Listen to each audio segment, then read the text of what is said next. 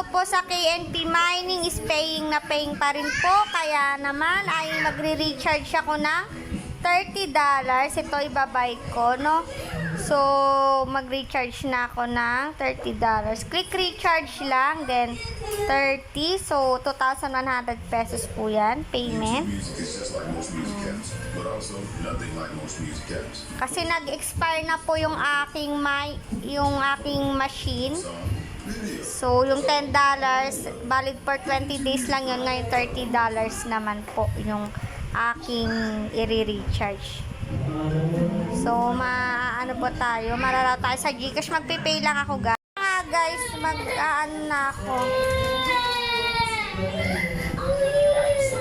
Yan, nag-pay na po ako ng 2,100. Ano lang natin. Tapos, pupunta na ulit dito sa KNP Mining.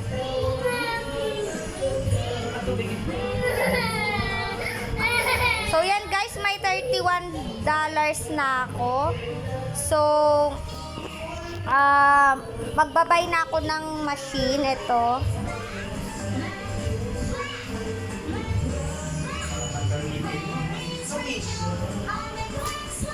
Pasok ka na lang dito na.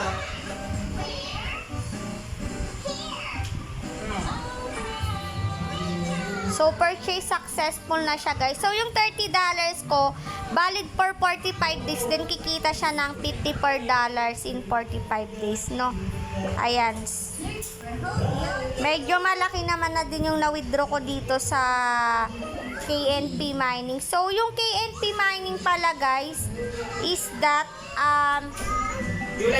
nag-umpisa siya nung July 3, no? So, ito na yung mga na-withdraw ko dito. $39.68. Then, Monday to Friday po yung withdraw. May 15% na withdrawal fee. Tapos, ang mga mga product nila is $10 ang pinaka-minimum, 700 pesos yan. So, pwede ka makapag-withdraw araw-araw ng $1. So, valid for 20 days po yan. So, may kikita ng 10, may puhunan $10, then ang kita $10 din. Sa 30 USD din, $54 po yung kita, 50 USD. Tapos meron po silang ngayon, KNP Cloud Hashing Power. So, $80 po siya, 5,000 plus, kikita to ng $4 every day. So, pwede ka pa makapag-withdraw ng $4 every day. Ang validity per year is 80 days lamang. So, yun guys. Active na active po yung customer service nila dito po sa WhatsApp. Ayan.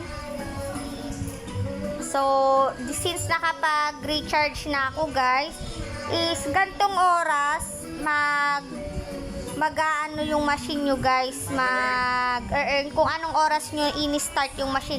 Nga pala guys, i-click nyo pala tong start. Ayan, in-start ko na siya guys. Yan. Eto kasi na-expire na siya. Ayan. So, dapat hindi nyo nakakalimutan i-start yung machine nyo kasi sayang yung araw. Tapos, hindi maggagana yung machine, hindi kikita yung machine nyo pag di nyo in-start to araw-araw, no? So, kung anong oras nyo po in-start, ganun din po magre-refresh na yung start nyo po yung product nyo. So, yun lang guys. If you want to invest dito guys, ilalagay ko na lang sa pinned comment section ko yung aking link. And invest what you can afford to lose lang guys. Yun po ang lagi natin pinapaalala sa mga ganitong klaseng platform. And please subscribe to my channel for more videos and for more updates. Bye-bye!